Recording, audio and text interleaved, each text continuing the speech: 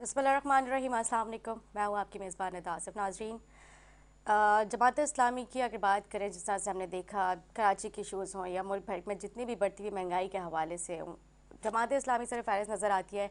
अभी रिसेंटली जिस तरह से हमने देखा कि जमात इस्लामी ने एक बहुत बड़ा प्रोटेस्ट किया, जिसमें ना सिर्फ सिंध बल्कि मुल्क भर में जो है बड़ी तादाद में लोगों ने शिरकत भी की, और बिजली के बिलों पर जिस तरह से उन्होंने आवाज़ उठाई है। पहले भी कई मरतबा कई इशूज़ को हाईलाइट करती हुई नज़र आई है जमात इस्लामी, लेकिन जो मुतालबात थे आज कई रोज़ गुजर चुके हैं इस मुतालबात को, कि मतलब जो बढ़ती हुई महंगाई है, जो कि इलेक्ट्रिक के बिल्स हैं उनमें कमी की जाए, क्योंकि आम आवाम जो है अब उनकी पहुंच से बहुत दूर हो चुका है। मतलब वो नहीं अफोर्ड कर सकते इतनी महंगाई को, ना वो जो है इतनी महंगे महंगे बिल जो है पे कर सकते हैं।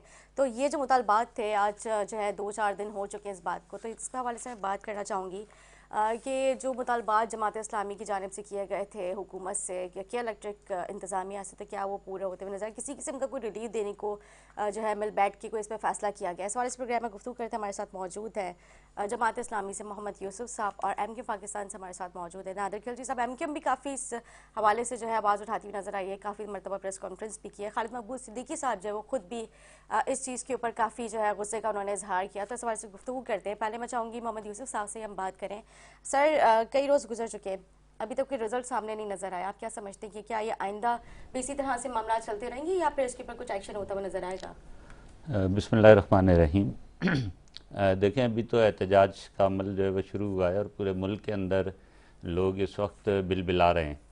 और ज़ाहिर है कि मसला ज़ाहिर है कि जमात इस्लामी का कोई पर्सनल मसला नहीं है, अवामी इशू है। बिल्कुल। और अवाम जो है परेशान है, इसके ऊपर जमात इस्लामी ने हड़ताल की कॉल दी, और उससे पहले भी एहतजाज मुख्तलिफ़ शहरों के अंदर मुस्तकिल जो है वह अल्हम्दुलिल्लाह जारी रहा। ये बात हमें समझनी चाहिए कि जब भी माशरों के अंदर लोग जुल्म के ख़िलाफ़ जितनी देर से उठते हैं, तो उतनी ही बड़ी जद्दोजहद के नतीजे में ही फिर जो है जुल्म का ख़ात्मा होता बिल्कुल। है।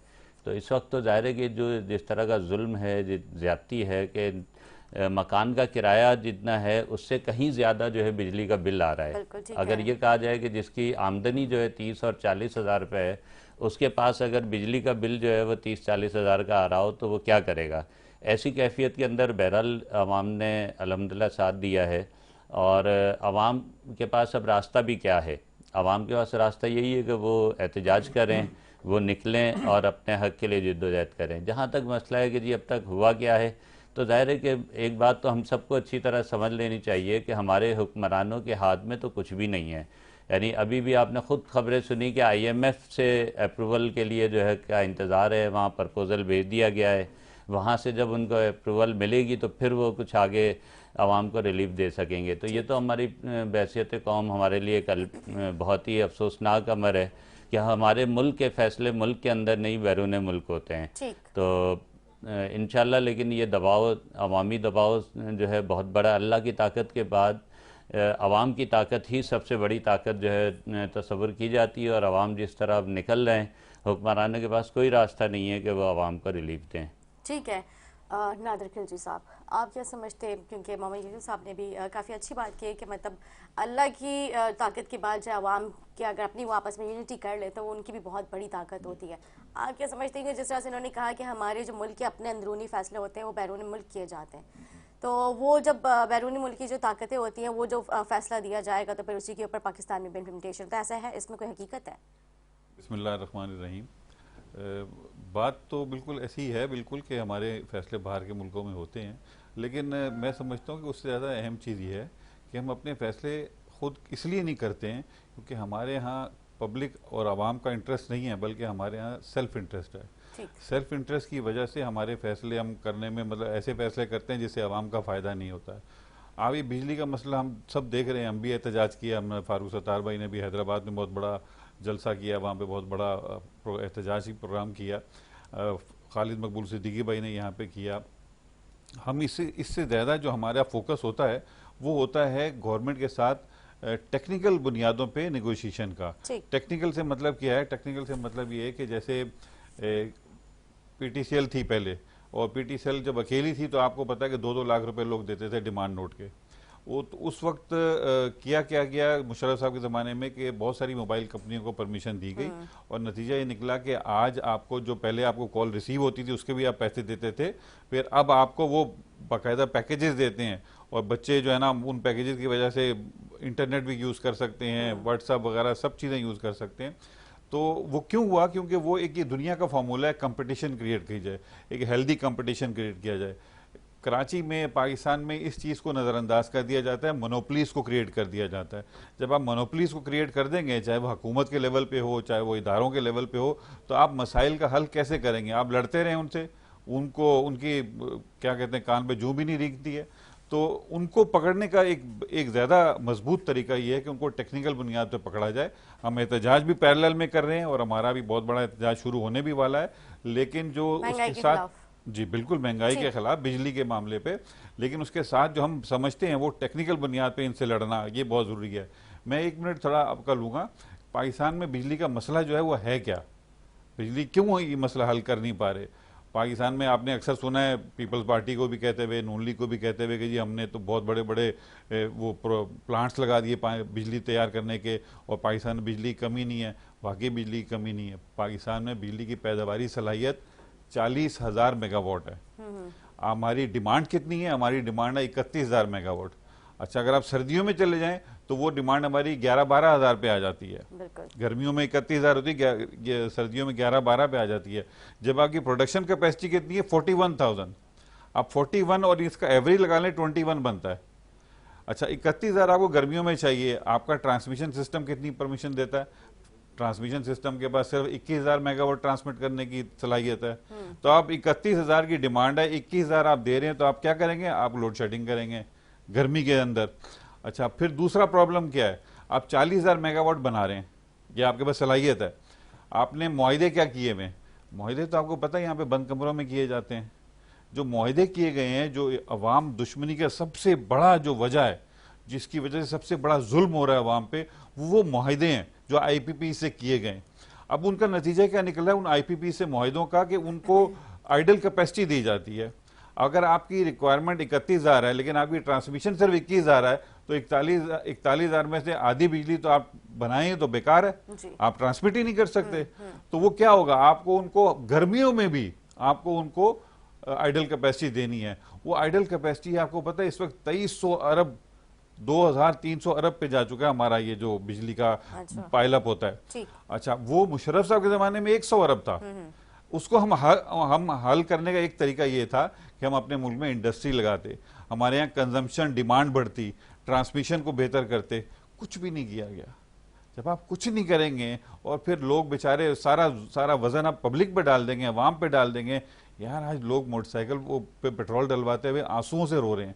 सब दुनिया ने देखा कितना बड़ा जुल्म है। अच्छा नाजिर साहब, कल ही हम इस बारे से भी सरसरी तौर पर जिक्र किया था, मेरे प्रोग्राम में आए हुए थे पीपल्स पार्टी के सीनियर मेंबर हैं, रहनुमा है, तो वो कहते हैं कि हमने अंदरूनी से हमें उनके साथ बुलाना था, हम उनसे पूछते हैं। हम भी बिल्कुल, कल आपके भी एमकिम के आए हुए थे, तो राजा राशिद साहब भी आए हुए थे, तो उन्हीं के सामने गुफ्तगू हो रही थी, थोड़ी बहुत सरसरी तौर पर जिक्र हुआ था जो ये हमारा एनर्जी जो है लाइन्स हवाले से बिल्कुल गुफ्तगू हो रही थी। तो उन्होंने कहा कि पीपल्स पार्टी जो है वो कोल से जो है इलेक्ट्रिसिटी जनरेट कर रही है, तो जब ये उनके पास प्लान है तो क्यों नहीं हमारी वफाकी हुकूमत उनके साथ मिलके इस चीज़ को आगे बढ़ाती है? देखिए, आप कोल से बनाएं, अच्छी बात है। सबसे पहले इसमें दो चीज़ें हैं।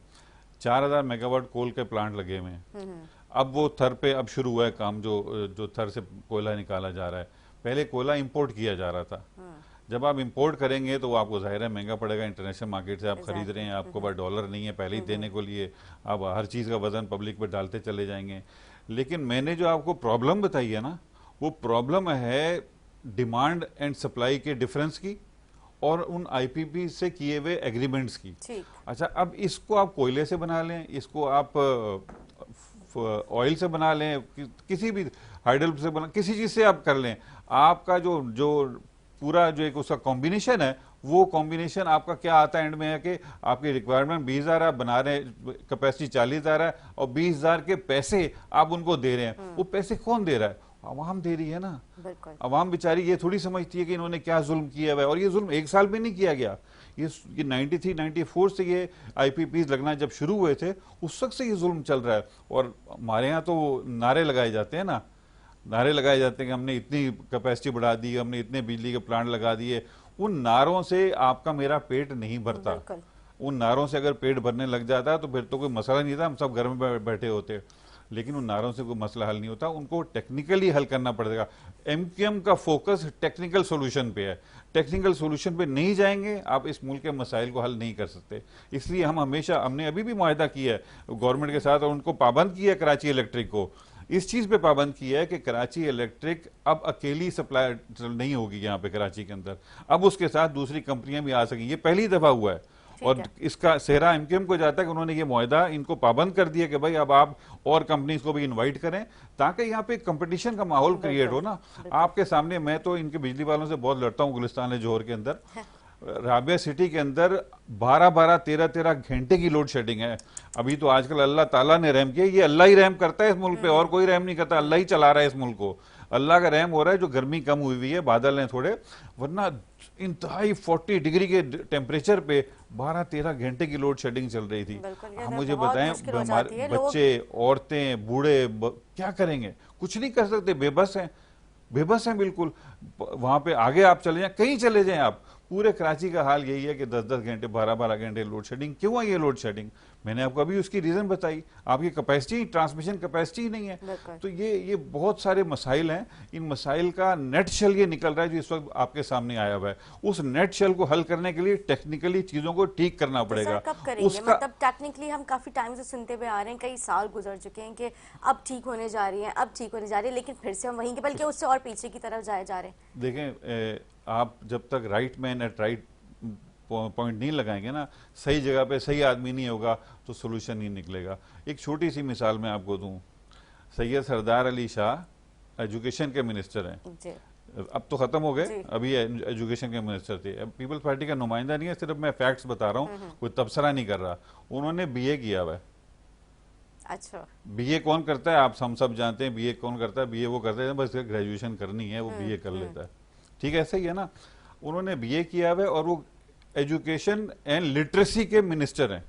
खाली एजुकेशन नहीं, एजुकेशन लिटरेसी, यानी दुनिया में जहाँ पे लोग डॉक्टरेट करते हैं, जहाँ पे लोग पीएचडीज करते हैं, जहाँ पे लोग थीसिस लिखते हैं, बड़ी बड़ी रिसर्चेस करते हैं, लोगों ने हमारे इस मुल्क में है मौजूद लोग, इस मुल्क में लोगों की कमी नहीं है, इस मुल्क में काबिल लोगों की कमी नहीं है, लेकिन आप उनको मौका नहीं देंगे तो फिर वो क्या करेंगे? अच्छा है क्या? टेक्स्ट बुक बोर्ड है, एग्जामिनेशन बोर्ड है, पूरे कितने पैसे हैं इसमें, मतलब आपकी हमारी सोच है जितने पैसे हैं इसमें। जब पैसे का मामला होगा तो ऊपर किसको लगाएंगे? अपने बंदे को लगाएंगे ना। वो ये तो नहीं देखेंगे कि इसने पीएचडी की हुई है या नहीं की हुई है, इसमें काबिलियत है या नहीं, वो ये तो नहीं देखेंगे, अपना बंदा लगाया जाएगा। यही प्रॉब्लम है हमारी, हमने राइट जगह पे राइट बंदा नहीं लगाया हुआ, हमने अपने बंदे लगाए हुए हैं जिन्होंने सारी सेटिंग करनी है। अब सेटिंग पे मुल्क चल रहा है तो सेटिंग में मुल्क तो फिर यही चलेगा ना। सेटिंग खराब हो रही है, ये सब सर क्या कहते हैं आप? देखिए, ये तो मसाइल अपनी जगह है, बिल्कुल ठीक बात की है, लेकिन इसके साथ साथ ये भी तो प्रॉब्लम है ना कि एक तरफ आवाम जो है जो 30-40 हज़ार रुपये कमा रहा है, वो तो इस वक्त 53 रुपये का 1 यूनिट ख़रीद रहा है बिजली का, ठीक है। और जिनके पास जो बड़े बड़े हमारे 1,90,000 लोग वो हैं जो मुफ्त में बिजली इस्तेमाल कर रहे हैं। तो जब आपके पास बिजली का इतना शॉर्टफॉल है, आप इतने परेशान हैं, बिजली आपको महंगी करना पड़ रही है, तो आप इस पे क्यों नहीं जाते कि उन लोगों की आसाइशें कुछ कम की जाएं? यानी सारा बोझ लेके जो है आवाम के ऊपर डाल दिया जाए। वो जो बेचारा छाबड़ी लगाता है वो तो 53 रुपये का यूनिट खरीदेगा, लेकिन वो जो प्राडो में घूमता है उसके लिए मुफ्त बिजली है। तो अगर ये दोहरा जो निज़ाम है हमारे यहाँ, इसने और ज़्यादा बेचैनी जो है पैदा कर दी है। इसलिए ज़रूरी है कि जहाँ एक तरफ टेक्निकल चीज़ों को ठीक किया जाए, वहीं इस बात की भी ज़रूरत है कि चलें आज की सिचुएशन में बात की जाए तो बिजली फिर सारे लोग ख़रीदें। अगर पेट्रोल आपको महंगा करना पड़ रहा है, 60 रुपये उसके ऊपर पेट्रोलियम लेवी लगाना पड़ रही है, तो एक आम आदमी, जो मोटरसाइकिल वाले की मिसाल दे रहे थे कि उसके आंसू निकल रहे हैं, तो भाई आंसू का दर्द कैसे किसी को महसूस होगा? उस वक्त होगा कि जब उन लोगों को भी पेट्रोल खुद अपने जेब से भरवाना पड़े। यहाँ तो जो है गाड़ियाँ भी मुफ्त हैं, नौकर चाकर भी मुफ्त है, और साथ में सारी चीज़ें जब मुफ्ते का निज़ाम चल रहा है, जिन्होंने फैसले करने हैं उनको जेब में पैसे नहीं रखना पड़ते। उनके जो है घरों से तो अरबों रुपए निकल आते हैं, लेकिन उनको पेट्रोल डलाने के लिए पैसे जेब में नहीं रखने होते। जब उनके साथ ये हो, जब उन्हें बिजली का बिल ना भरना हो, गैस का बिल ना भरना हो, जब उन्हें अशिया खुर्दनोश जाके बाजार में ख़रीदने ना हो, जब कुछ भी ना करना हो, तो जाहिर है कि उसके नतीजे में उनको एहसास ही नहीं होता। यानी मुझे अफसोस होता है ये बात कहते हुए कि हमारे निगरां वज़ीर आज़म ये कह रहे हैं कि अभी इतनी भी बिजली महंगी नहीं हुई, इतना भी पेट्रोल महंगा नहीं, इतनी महंगाई नहीं हुई कि लोग जो है वो स्ट्राइक करें। अच्छा तो नहीं, भाई लोग तो इस खुदकशियां हवाले कर से रहे जो हैं। है हमारे जो भी निगरां वज़ीर आज़म है अनवर हक्काकर साहब, जो उन्होंने इस चीज़ पे जो है वो क्लियर कर दिया कि मेरा कहने का मकसद ये नहीं था कि अब लोगों ने बहुत सारी चीज़ों को बहुत रंग देना शुरू बस कर यही दिया होता है, है, लेकिन ये वो तो कहते हैं हमारे कि मेरा पाकिस्तान में हरगिज़ होता है मकसद ना, ये हर नहीं दफ़ा था। कहते हैं महंगाई है कि बिल्कुल, बोले स्याको जब सबात मैं से बोले हटकर। मैं तसव्वुर नहीं कर सकता था कि मैं वज़ीर आज़म बन जाऊंगा, लेकिन जब मैं खुद भी इस सिचुएशन से गुजर रहा था, मैं खुद भी लाइन में लग के जो है मैं बिल भरा करती थी। तो शायद आपने भी उनका वो जी इंटरव्यू जी देखा जी होगा। जी। तो उन्होंने इस पे कहा है कि बिल्कुल भी मेरा कहने का मकसद नहीं, मैं लोगों की आवाम का दर्द जी समझता हूँ, बिल्कुल भी ऐसा नहीं है दर्द कि समझते मतलब हैं तो वो फैसला प्रोटेस्ट कर रहे कीजिए। हैं, उनका राइट है, वो कर सकते हैं। अगर दर्द समझते हैं तो फैसला कीजिए, जी कुछ नहीं कर सकते, कुछ और नहीं हो सकता तो जितना मुफ्ते का निज़ाम चल रहा है उसको फौरी तौर पे ख़त्म कीजिए। उसके लिए तो आपको किसी से इजाज़त नहीं लेनी ना। उस पर तो IMF के मायदे की कोई रुकावट जो है वो नहीं बन रहा ना। जो चीज़ आप कर सकते हैं वो कर दीजिए ना। चले आप 100% ख़त्म नहीं कर रहे, आप उन्हें हाँ आधे ठीक पे है ले कि आए। इलेक्ट्रिक के बिलों में रिलीफ दे दें, अगर पेट्रोल का भी नहीं कर सकते, अगर वो उनको पता है कि ज़ाहिर है पेट्रोल जब इंटरनेशनली मार्केट से जो है वो रिलेट करता है। देखिए, अगर हुकूमतें सिर्फ इसलिए हों कि लोगों को अपना गुलाम बनाएं, लोगों के ऊपर हुक्मरान बन जाएं, तो फिर ये रवैये होते हैं। और अगर हुक्मरानों का काम लोगों की खिदमत करना हो और लोगों के जो है फलाह बहबूद के हवाले से आए हों, तो फिर ज़ाहिर है रवैया दूसरा होता है। ठीक। हमारे यहाँ तो हुकूमतें बनती इसलिए हैं कि बस लोगों को दबाओ, लोगों को झुकाओ, इनकी जेब से सब कुछ निकाल लो, अपनी दुनिया अच्छी कर लो, और बाकी आवाम जिस तरह से चाहे रुलती रहे, जिस तरह से चाहे बर्बाद होती रहे, उसके लिए उनके पास ना कोई एजेंडा होता है, ना कोई रिलीफ देने के लिए कुछ होता है।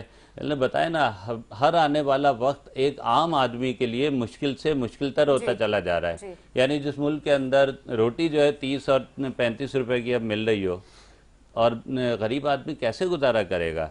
यानी दूध जो है वो 220 और 30 पे पहुंच चुका हो, तो आम आदमी की क्या जो है कैफियत है। और इसके ऊपर भी एक सब, 240 अभी रिसेंट रेट्स जो कोट किए गए हैं, वो मतलब जो डेयरी इंतजामिया है उनकी यानी ये जानिब से कहा गया पूछना है। चाहिए ना हमारे उन्होंने ये कहा है कि जितने अगर ये खरीदते हैं तो ठीक है, जितने वरना हम भी मैं हम दूध नहीं बेचेंगे। मतलब अब वो भी अपनी मनमानी करना शुरू हो गए, देखिए ये भी एक हमारे माफिया यहाँ बन चुका है। सही बात यह है कि हमारे यहाँ माफियाई निज़ाम है। हाँ, दूध की माफिया है, वो दूध के रेट बढ़ाती है और उसे कोई कंट्रोल जो नहीं कर जबकि पाता, ये तो क्योंकि बुनियादी सबका हिस्सा जरूरत में पहुंच से जाता है, आते हैं, मतलब क्योंकि छोटे सबका बच्चे हिस्सा तो उनकी पहुंचता ग़िज़ा है। ही है ना, मतलब हाँ, ये भी ब्लैकमेलिंग पे आ गए अब। ब्लैकमेलिंग नहीं, सबको हिस्सा पहुंचता है। वरना रियासत के अंदर किसकी हिम्मत है कि वो रियासत को चैलेंज कर सके। ये हमारे कमिश्नर क्या करते हैं, इनका काम तो इन तमाम चीज़ों को कंट्रोल करना है। कब वो निकलते हैं, कब अपना काम करते हैं। अगर वो अपना काम करें तो किसी की हिम्मत नहीं होती रियासत से टकराना, रियासत से ऊपर। लेकिन जाहिर है कि जब दूध की कीमत पहले बहुत बढ़ा दी जाती है और फिर कमिश्नर जो है नोटिस लेते हैं, और बिल आखिर क्या नतीजा निकलता है। यानी मुझे तो जितनी दफ़ा का याद है वो यही है कि बिल आखिर उन्हीं की जो चीज़ होती है उसको तस्लीम कर लिया जाता है। तो ये तो कोई बात ही नहीं है ना, इस तरह तो नहीं चलता मुल्क। यानी आवाम इस वक्त, सच्ची बात यह है कि हुक्मरानों को खौफ खाना चाहिए। अब वो कैफियत हो गई है कि लोग, ये जो स्ट्राइक है ना, ये जाहिर है कि लोगों ने जमात इस्लामी की मोहब्बत में नहीं की, उन्होंने जाहिर है कि लोग अब परेशान हो चुके हैं, अब बेजार आ चुके हैं। इससे पहले कि जो कहते हैं ना कि खाना जंगी और लोग जो है बिल्कुल निकल आएँ और जहाँ कोई हुक्मरान तबके का कोई फ़र्द मिले उसको पकड़ें और मारें और कूटें, तो उस वक्त से पहले पहले लोगों को अपने रवैये ठीक कर लेने चाहिए, आवाम को रिलीफ देने की बात करनी चाहिए।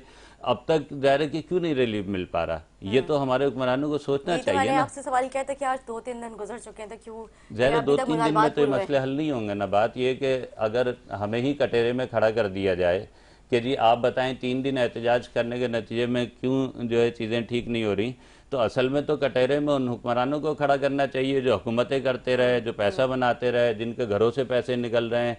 तो उनसे पूछना चाहिए कि भाई आवाम को इस हाल तक क्यों पहुंचाया। इस हवाले से गुफ्तगू करेंगे जो अभी आपने एंड में जिक्र किया कि मतलब लोगों के घरों से पैसे निकल रहे हैं, तो इस पे भी जो है वजाहतें आ चुकी है, जो सोशल मीडिया पे खबरें गर्दिश कर रही थी। तो इसके पीछे भी जो है जो हकायक है वो सामने आए हैं। लेकिन एक शॉर्ट ब्रेक लेंगे, ब्रेक के बाद कुछ जारी रखेंगे हमारे साथ।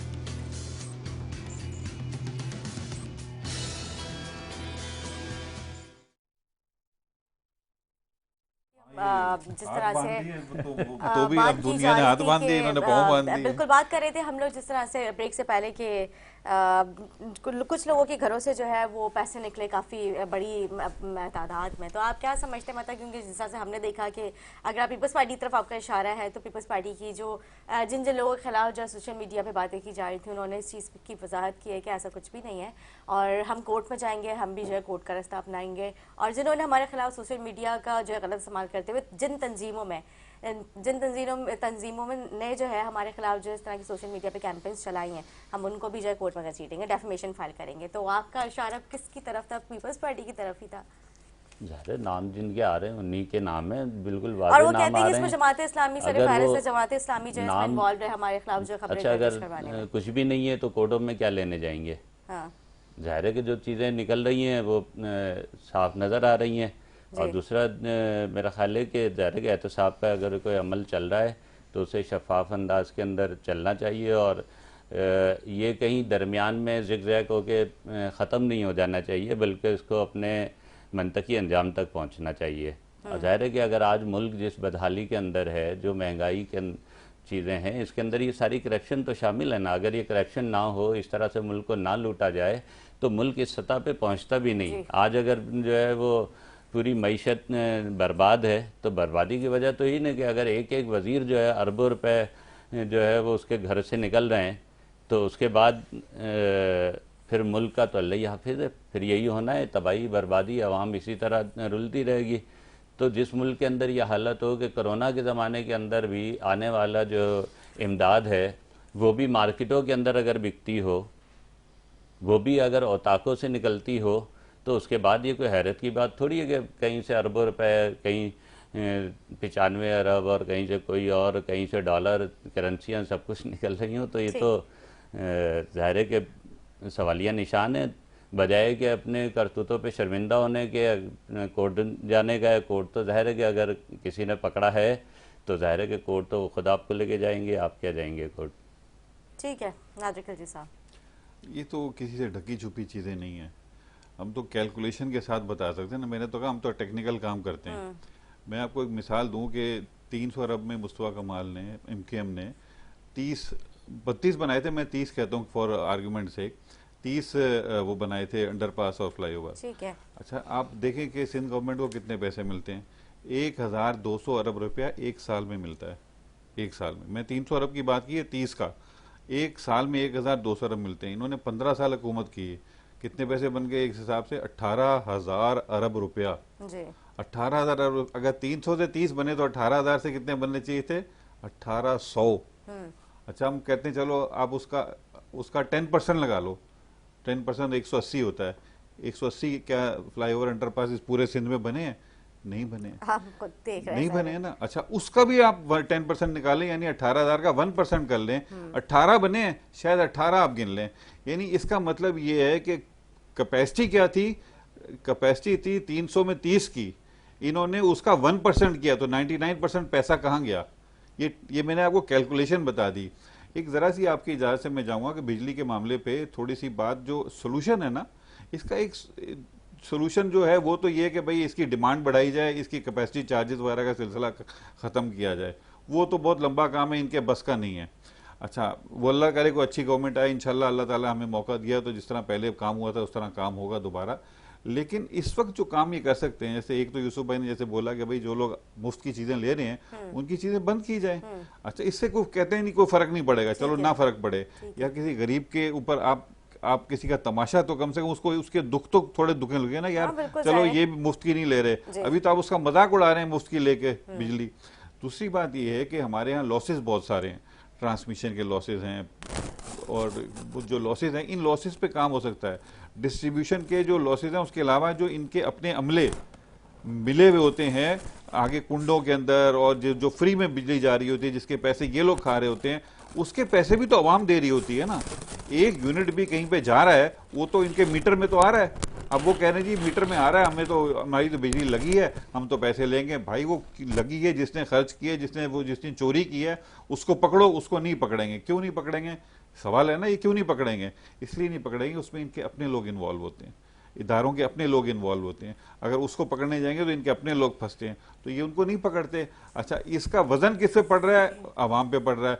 एक वो कैपेसिटी चार्जेस का वजन आवाम पे पड़ रहा है, चलो वो आप नहीं कंट्रोल कर सकते, इसका वजन भी आवाम पे डाल दो, यानी सबसे पतली गर्दन आवाम की है, उसको दबाओ, जो भी वजन पड़े उस पर डाल दो। ये बहुत बड़ा इशू है। इस पे अगर कुछ हम काम करना शुरू करेंगे तो कोई देखेगा कि यार कुछ इन्होंने करना शुरू किया है, कोई इनको दर्द है, कोई तकलीफ है, इनको भी कोई महसूस हो रहा है, इनको भी कोई एहसास हो रहा है, लेकिन ये कोई एक्शन ही नहीं लेंगे। और अगर सिर्फ हम टीवी के इंटरव्यू में कुछ जरा सी बातें ऐसी कर देंगे तो उससे तो मसला किसी मतलब गरीब के आप दुखों पे और मजीद उसको तो तकलीफ पहुंचाने वाली बात है ना। तो ये कुछ चीजें हैं जो की जा सकती हैं, लेकिन वो भी नहीं की जा रही। लेकिन सर आप लोग भी तो वफाकी हुकूमत का हिस्सा है, तो आप लोग ही कुछ जो है इसके ऊपर काम करवाएं, कुछ प्रेशर करें। एक तो बात मैं आपको ये बताऊं, वफाकी हुकूमत का हिस्सा हम जब थे ना, तो उस वक्त हमारा एक बहुत छोटा सा हमारा हिस्सा था। उसके अंदर मसला क्या है कि हमने बहुत सारे काम हमारे फंस जाते हैं। हमने इस तजर्बे से बहुत सी चीजें सीखी हैं। बहुत से काम फंस जाते हैं जब आपकी कोई रसाई नहीं होती है। फॉर एग्जाम्पल, आप अगर सेंसस का इशू देख लें तो सेंसस का इशू इन्होंने क्या तमाशा किया, मतलब कराची के साथ मजाक, लिटरली मजाक। 1,60,00,000 कराची की आबादी थी 2017 में सेंसस के मुताबिक। इन्होंने जब 5 अप्रैल को कहा कि जी सबको हो गया हमारा मुकम्मल, तो 1,30,00,000 पे लाके बंद कर दी। कराची शहर जहां पूरी पाकिस्तान से लोग आ रहे हैं, आप कह रहे हो उसकी आबादी 30 लाख कम हो गई। ये तो मजाक है ना। क्यों किया जा रहा है ये मजाक? ताकि यहाँ के वसाइल को उनके हाथ में चले जाएं, वसाइल कराची को वसाइल ना मिले, यहाँ के बल्दियाती नुमाइंदों को वसाइल मिले। ये इनके लिए हमने जंग लड़ी है, ये माने ना माने, हमने इनके लिए जंग लड़ी है। ये बल्दियाती इदारों को वसाइल कैसे मिलेंगे? पॉपुलेशन के हिसाब से मिलेंगे ना। वो पॉपुलेशन ही कम कर देंगे तो वसाइल कैसे मिलेंगे उनको? उनको किस तरह उनको उनके खर्चों के लिए पैसे मिलेंगे? इन्होंने 53 यूसीज कम कर दी। हमने 76 के लिए लड़ाई करी थी, इन्होंने 53 मानी, लेकिन इलेक्शन के बल्दियाती इलेक्शन के बाद अगर एक यूसी को 7-8 लाख 10 लाख भी मिलते हो तो आप 53 में लगा लें, कितने 5.5 करोड़ रुपए बनता है। 5.5 करोड़ रुपए एक महीने का। वो एक महीने के पैसे इन्होंने 5 करोड़ खा खा के वो वहां पे लगा लिए जो देने चाहिए थे कराची को। तो ये कराची का हक मारते चले जाते हैं। उसको रोकने का मैंने आपको बताया ना, हम टेक्निकल ग्राउंड पे जब लड़ते हैं तो ये फंस जाते हैं। हमने 1,30,00,000 को कहां तक लेकर गए? 2,05,000 पर लेकर गए। 73 लाख बढ़वाए इनसे। उसके बाद जब इन्होंने क्लोज कर दी थी, 73 लाख बढ़वाई आबादी कराची की। तो ये किस तरह हमने करी? हमने 5 दफा वजीर आजम से मीटिंगें करी। वफाकी हुकूमत का छोटा सा हिस्सा है हम, लेकिन उसका हमने फायदा उठाया। 11 दफा हमने एहसन इकबाल साहब से मीटिंगें की, इदारों से मीटिंगें की, इदारा शुमारियात से मीटिंगें करी, और उसका एंड रिजल्ट ये निकला कि हमने 1,30,00,000 को 2,03,00,000 पे लेकर गए। सर ये तो अभी भी आधी है, मतलब अभी भी आधी है, अभी भी आधी है। हम इस पे हमारा इस पे भी एहतजाज है, लेकिन कम से कम इनको वो जुल्म करने से तो हमने बचा लिया ना। इस कराची के ऊपर 1,30,00,000 पे लाके रोक दिया, तो उसको तो हमने कम से कम बढ़ाया ना। और ये मैं आपको बताऊं, पूरे सिंध में कराची की आबादी जो बढ़ी है ना, ये 4.5 करोड़ पे इन्होंने क्लोज करी थी। अभी 5.5 करोड़ पे, 5,40,00,000 पे आई है। उसमें सबसे ज्यादा इंक्रीज कराची के शेयर में हुआ है। इन्होंने तो पूरी कोशिश करी थी कि लाड़काना को 40% बढ़ा दो, जैकबाबाद को 50% बढ़ा दो, नवाबशाह को 35% बढ़ा दो। जहां कोई जाएगा क्यों? कोई इंडस्ट्री लगी है वहां पे, कोई रोजगार के मौके वहां पैदा हुए हैं, कुछ भी नहीं तो नहीं हुआ। लेकिन सर आप ये देखिए ना, कराची जो है सबसे ज्यादा बिजनेस जनरेट करने वाला शहर है, मौशी हब है कराची। अगर हम कराची और लाहौर को कंपेयर करते हैं तो मतलब कराची और लाहौर की आबादी क्या तकरीबन सेम है, बल्कि वहाँ की ज्यादा बताई गई है, कराची कम बताई गई है। कराची की आबादी इस वक्त 2,30,00,000 है, 3 लाख है, और लाहौर की आबादी शायद 1,40,00,000 कुछ इस तरह है। नहीं, इससे ज्यादा बताई है, 2 करोड़। अच्छा, लेकिन और एक मैं आपको और इसमें चीज बताऊं, ये लोग असल में, ये लोग पीपल्स पार्टी जो है ना, ये टेक्निकली तरीके से चीजों को तोड़ती है। इसी वजह से हमने उनका मुकाबला भी टेक्निकली शुरू कर दिया है। कराची वाहिद शहर है जो 7 डिस्ट्रिक्ट पे बेस्ड है। लाहौर भी तो आप कह रही हैं लाहौर कराची से बड़ा इन्होंने आबादी दिखा दी। लाहौर में कितने डिस्ट्रिक्ट हैं? 1 डिस्ट्रिक्ट है। यहाँ क्यों 7 डिस्ट्रिक्ट हैं? ये सब चीजें मुख्तलिफ तरीकों से ये लोग खेलते हैं। मुख्तलिफ तरीकों से खेल के ये लोग चीजों को अपने ग्रिप में लेते हैं। किस चीज को? पैसे को। अब ये जो आपने बोला कि पैसे निकल रहे हैं इनके घरों से, यार कुछ तो है जिसकी पर्दा, मैंने उसकी वजाहत की है। कुछ तो है ना जिसकी पर्दा नहीं, बात डरने की नहीं है, जो वजाहत आ चुकी है, फिर उस पर हम बात करने की मतलब मैंने सवाल किया। जो चीजें नजर आ रही होती हैं वो नजर आ रही होती हैं, वजाहत से क्या होता है? ठीक है। ये पहली दफा नहीं हुआ है, पहले भी, इससे पहले भी आप सुन चुके हैं कि पहले इनके घरों से पैसे निकले, वो तो बड़े बड़े निकलती शराबें बन बड़े शहर बड़े बड़े जाता है, वो बड़े भी बड़े होता है। लोगों के घरों से पैसे निकले, लोगों के घरों के बाहर 10-10 दिन तक नैब की टीमें खड़ी रहीं, इनको अंदर नहीं जाने दिया गया। ये पाकिस्तान का कराची शहर के अंदर इनकी इतनी इतनी ताकत है कि नैब बाहर खड़ी है, अंदर नहीं जा सकती, घर के अंदर नहीं जा सकती। तो आप क्या करेंगे इस मुल्क के अंदर? इस मुल्क के अंदर सिर्फ अल्लाह ताला कोई तरीका ऐसा निकाल दे और एक दफ़ा सही इलेक्शन हो जाए, सही इलेक्शन हो जाए, और इधर कराची के अंदर और सिंध के अंदर अगर सही लोग अपॉइंट हो गए, इलेक्ट हो गए, तो उस इलेक्शन के बाद इंशाअल्लाह ताला तब्दीली आएगी। जब तक इनके हाथ में चीज़ें रहेंगी कोई तब्दीली नहीं आएगी। ये मैंने आपको आसान सा रास्ता बताया कि भाई आप लाइन लॉसेस को तो कंट्रोल करो, कम से कम आप ये जो कुंडे हैं उनको तो कंट्रोल करो। ये कोई मुश्किल काम है? नहीं, मुश्किल तो नहीं है, ये कर सकते हैं। दिल्ली में किया है उन्होंने लाइन लॉसेस अपने जो है ना 5% के अंडर लेकर आ गए हैं, ये क्यों नहीं कर सकते?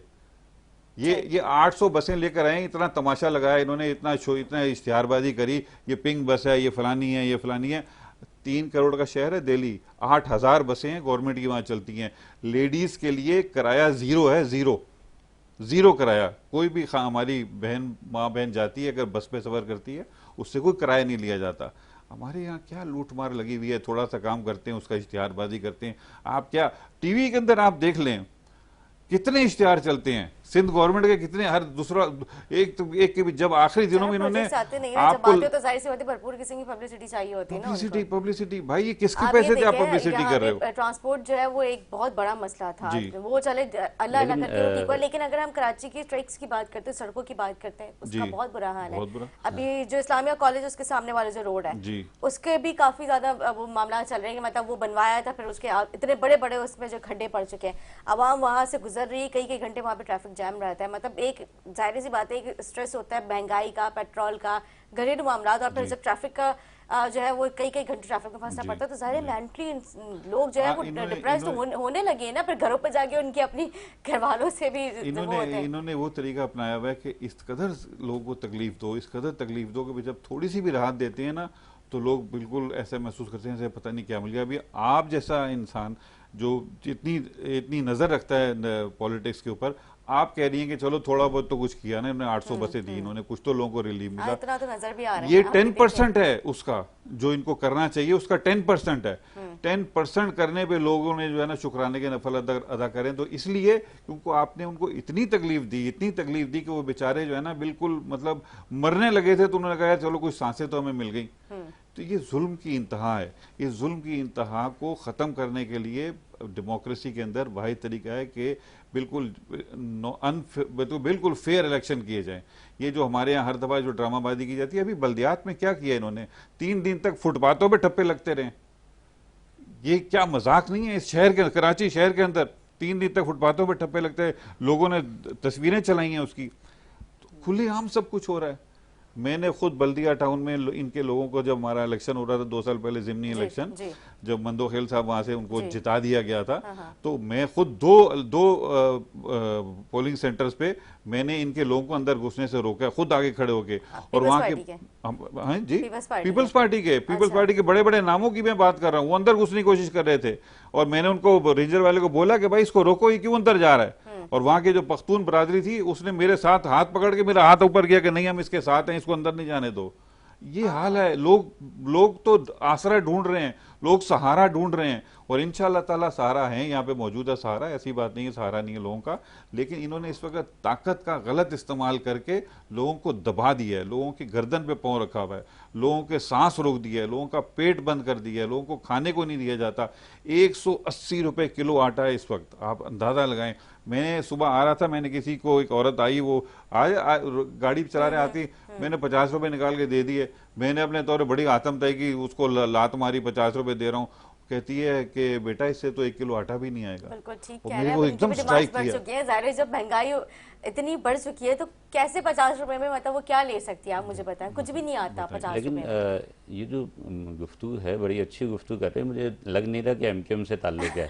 उसकी वजह ये कि पीपल्स पार्टी की जितनी हुकूमतें रही हैं माशाल्लाह से एमकेएम उनकी साथी रही है, और जो कुछ उन्होंने जुल्म किया है उसमें कहीं ना कहीं तो जो शामिल होता है, इत्तेहादी होता है, उसका भी कोई हिस्सा होता है। अगर एमक्यूएम उनका साथ ना देती नहीं, मुझे लग तो रहा मेरा था ख्याल है प्रोग्राम कि में उनकी स्ट्रेट जाएगा, वो कोई इख्तलाफ नहीं होगा, लेकिन जमात नहीं, इस्लामी की तरफ से आ गया जी। लेकिन देखिए बात तो जेन्युइन है ना कि जब जी। आप मतलब मुझे वाकईतन कंफर्म करना पड़ेगा कि नादिर भाई एमकेएम से हैं या नहीं है।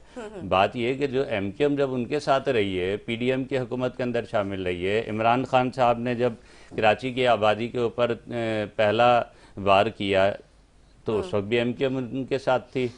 कराची की आबादी जो है उस वक्त ज़ाहिर है कि कराची की जितनी हक तलफी हुकूमतें करती रही हैं, जो हुकूमतें करती रही हैं, और माशाल्लाह सब भी उसमें शामिल हैं, वो नून लीग हो, वो पीपल्स पार्टी हो, वो पीटीआई हो, लेकिन मुझे हैरत ये है कि उन सब हुकूमतों के अंदर एमक्यूएम रही है। एमक्यूएम को चाहिए था कि हुकूमत से अलग हो जाती, जिस तरह हम सड़कों के ऊपर एहतजाज करते हैं, मिलकर एहतजाज करते, कराची का हक लेते, बजाय ये कि उन हुकूमतों के अंदर रहकर उनको मजबूत करें, उनको तवाना करें, और वो ज़्यादा कुव्वत के साथ कराची का इस्तेसाल करती रही। और मैं समझता हूँ कि अगर एमक्यूएम एहतजाज के रास्ते पे आ जाती, एमक्यूएम हुकूमतों से निकल जाती, तो किसी के बाप में हिम्मत नहीं थी कि वो कराची का इस तरह से हक मारता। कराची का जिस तरह से हक मारा गया है, जिस तरह आबादी खाई गई है, ठीक है कि कुछ आबादी बढ़ गई होगी, और ये बात तो हम कह रहे थे कि ये तो एक ऐसा फार्मूला बना लिया जाएगा, थोड़ी सी बढ़ा दी जाएगी और बढ़ा के कह दिया जाएगा कि चलो जी यहाँ के लॉक कर दो। तो मतलब ये कोई इंसान है, ये कोई चूंटियाँ नहीं है कि जितने कुछ भी आप कर दो भाई, वो 3.5 करोड़ को आप 202 पे लाके कहो बस जी ठीक है, ठीक हो गया भाई। तो बाकी जो इंसान है वो क्या करेंगे? उन्हें कराची में रहना है, कराची की ट्रांसपोर्ट इस्तेमाल करनी है, कराची की सड़कें इस्तेमाल करनी है, कराची की चीज़ें। आज पानी का कितना बड़ा मसला है कराची के अंदर, लेकिन अगर आप देखें 1.5 करोड़ इंसान है जिन्हें पानी नहीं मिल रहा।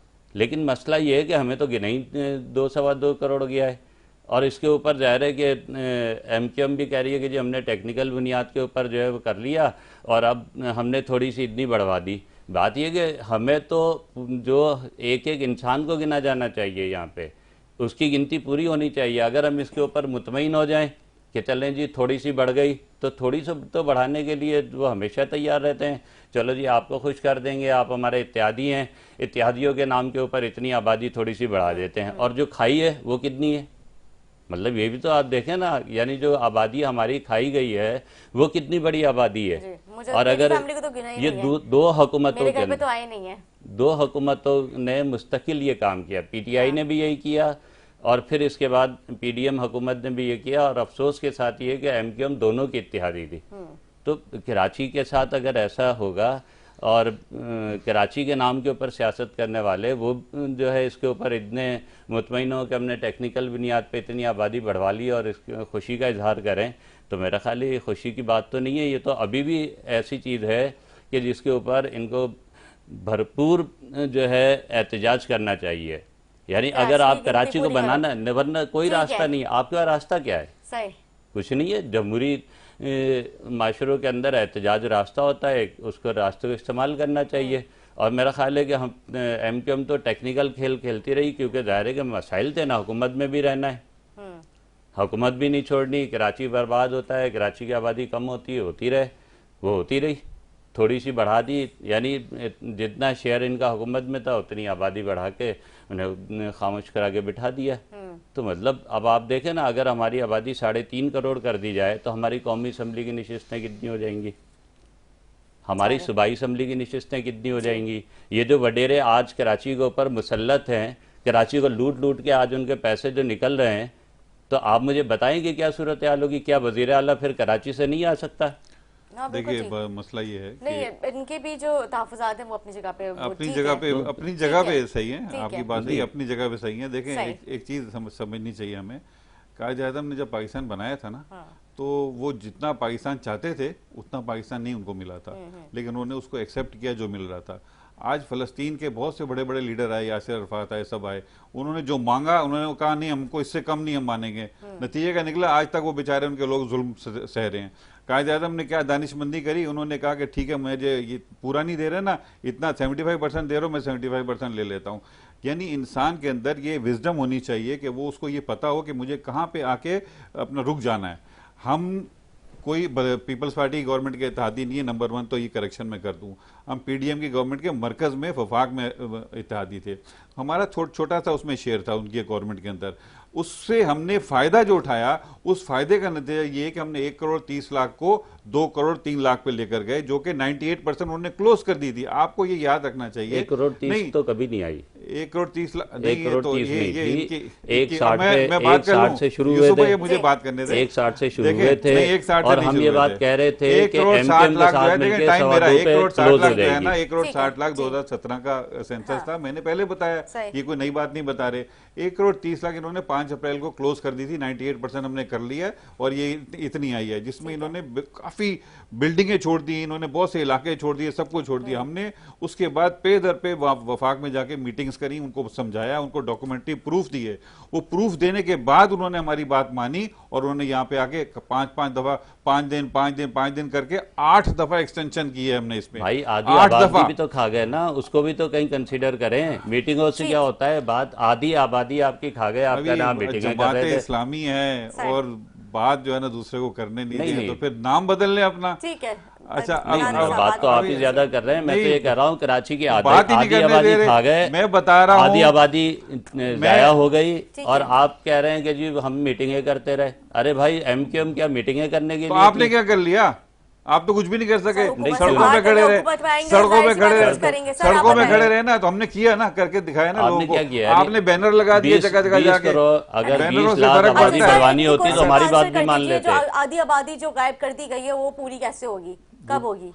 ये सवाल है। देखें कब होगी, इसका सवाल तो हमारे दिल में भी है, और हमने इस पे एहतजाज भी किया। दिल में रखने की नहीं है, हुकूमत के मजे लूटो, ठीक है, कराची बर्बाद होता है। गलत बात कह रहे हैं, गलत बात इन्होंने यही सही बात है। आखिरी दिन तक इनसे पूछ लें, कराची की 1.5 करोड़ आबादी कम हो गई, और आखिरी दिन तक हुकूमत के मजे लिए। 2 करोड़ 3 लाख किया, या हमने किया? हमने किया भाई, इस चीज का अरे भाई वो तो तैयार थे, यही मुस्तफा कमाल है। ये मैं आपको एक फैक्ट बताऊं, ये कराची का सौदा हुआ है, कराची की आबादी खाई गई है, और कराची अब इसी वजह से बर्बाद होता रहेगा। बोलने से मसले हल होते हैं तो बहुत से मसले हल हो जाते हैं यूसुफ भाई, बोलने से मसले हल नहीं होते हैं, कुछ करना पड़ता है। मुस्तफा कमाल इनका जो एहतजाज चल रहा था ना आज से 4 साल पहले, 3 साल पहले, जो इन्होंने धरना दिया हुआ था, उसमें मुस्तफा कमाल अपनी पूरी टीम को लेकर गए थे इनके पास, और इनको जाकर बोला था कि हम आपके झंडे के नीचे खड़े होंगे। और वहां जाने से पहले उन्होंने अपनी नेशनल काउंसिल में, मैं मौजूद था वहां मीटिंग में, उन्होंने जब ये बात बोली तो उन्होंने सबके चेहरे देखे कि मेरे लोग क्या सोच रहे हैं, और उन्होंने रीड कर लिया कि ये कंफ्यूजन का शिकार है। तो उन्होंने कहा हाँ मुझे पता है तुम लोग ये कह रहे हो कि हम वहां जाएंगे तो इसका फायदा तो जमात इस्लामी को हो जाएगा, लेकिन उन्होंने कहा मैं फिर भी इसलिए जाऊंगा कि फायदा कराची को होगा। ये वाहिद मिसाल है इस पाकिस्तान की वाहिद मिसाल है, किसी और के प्रोग्राम में जाके उसके झंडे के नीचे खड़े होने की दावत देना कि मैं आपके झंडे के नीचे खड़ा हूंगा। ये आप मुझे दूसरी मिसाल को बता दें इसकी। ये वो लोग हैं एमकेएम के, ये ऐसे बातों से काम नहीं चलता। 1.5 करोड़ आबादी मैंने आपको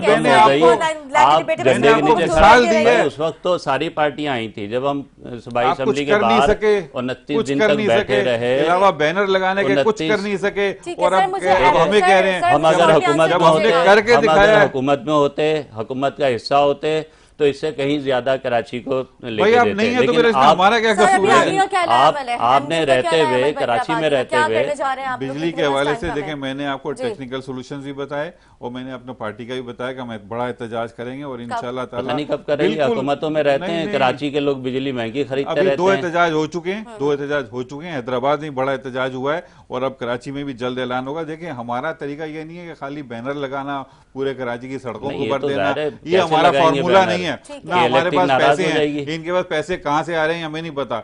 हम जो एहतजाज करते हैं ना, वो एहतजाज हमारा फिर तो सर चढ़ के बोलता है। वो एहतजाज ऐसा होता है कि फिर वो आते हैं हमारे पास आके लिख के देके जाते हैं, लिख के राइटिंग में साइन करके जाते हैं। भाई क्यों नहीं करवा रहे बिजली सस्ती? कराया ना, मैं बताता रहा हूँ भाई, कराची की बिजली सस्ती नहीं हो रही, कराची के नौजवानों को मुलाजमतें नहीं मिल रही, कराची को कराची का हक नहीं मिल रहा। आप हुकूमतों में होते हैं, फिर आप कहते हैं नहीं हम तो मीटिंगें करके और बहुत अच्छे उससे चल रहे हैं। तो भाई ये तो इस तरह थोड़ी चलता है। मैंने दलील के साथ बात की है, जो बात की है दलील से की है, मैंने हवा में बात नहीं की है, मैंने फैक्ट्स एंड फिगर्स के साथ बात की है। आपका बहुत शुक्रिया, आप लोगों ने अपना टाइम दिया। उम्मीद करती हूं नाज़रीन हमारा प्रोग्राम अच्छा लगा। इसी के साथ अपनी मेजबान नदास को इजाजत, मुझे मेरी मेहमानों को दुआ में याद रखें। अल्लाह हाफ़िज़।